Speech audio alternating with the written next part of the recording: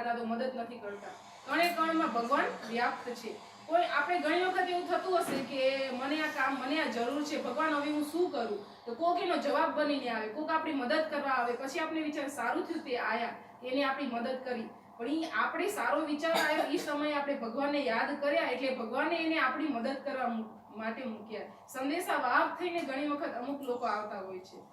તો ભક્ત પ્રહલાદના જીવનમાં એવું જ બન્યું.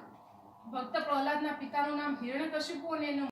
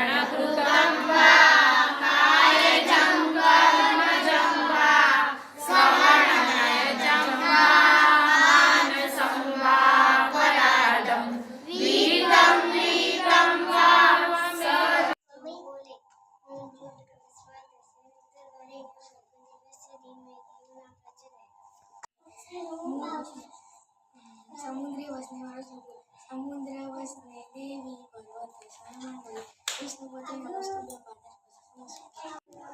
कृष्णाय वासुदेवाय हरये परमात्मने प्रणता कृष्णाय गोविंदाय नमः આજે ઓમ હનુમતે વાળો શ્લોક ઓમ હનુમતે ભવભંજનાય સુખં કુરુ ફટ સ્વાહા समुद्र वाला श्लोक समुद्र वसने देवी परवस्तस्य क्षमन्ये विष्णुपत्नी नमस्तुभ्यं पादस्पर्श्य मोक्षम् दाय वाला श्लोक दाय धर्मस्य ग्लानिर्भवति भारत अभ्युत्थानं धर्मस्य तदात्मानं सृजामि परित्राणाय साधूनां विनाशाय च दुष्कृतं धर्म संस्थापनार्थाय सम्भवामि युगे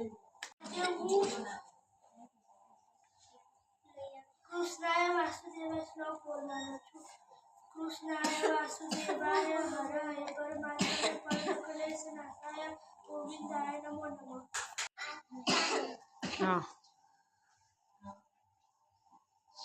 श्लोक बोलो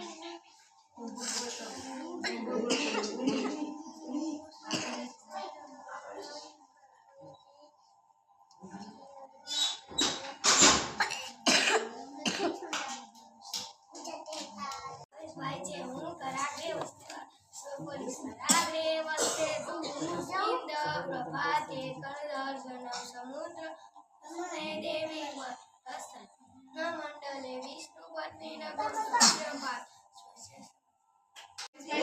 विघ्नेश्वराय श्लोक विघ्नेश्वराय वरदाय सुरप्रियाय लंबोदराय सकलाय सुगचिताय नागाननाय सुतिरत्नविभूषिताय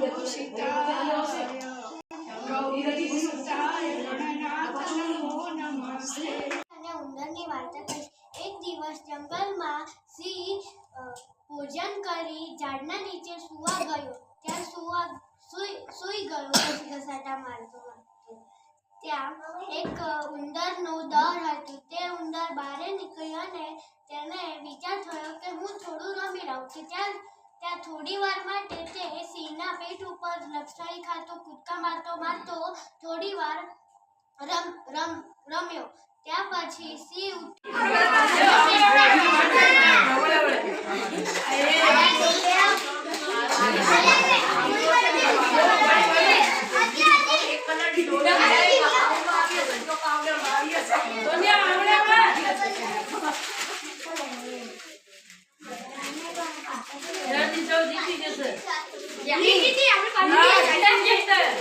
જીતી જશે તમે બે લગુટિયા એમે ચૂડા હાજી આ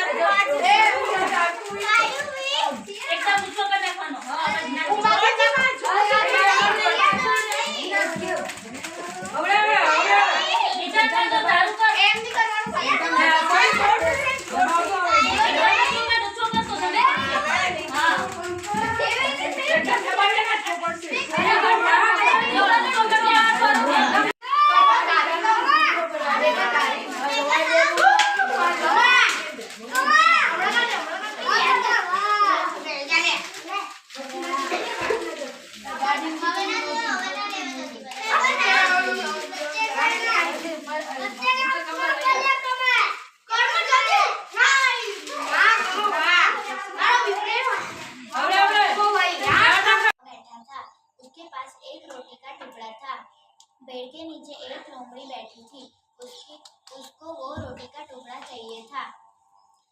लोमड़ी ने एक तरकीब सोची। कौवे भाई, आप तो कितने सुंदर लग रहे हो। जैसे आप सुंदर हो वैसी आपकी आवाज भी है, तो क्यों ना आज आप गाना सुना दो। तो कौवे ने अपनी प्रशंसा सुनी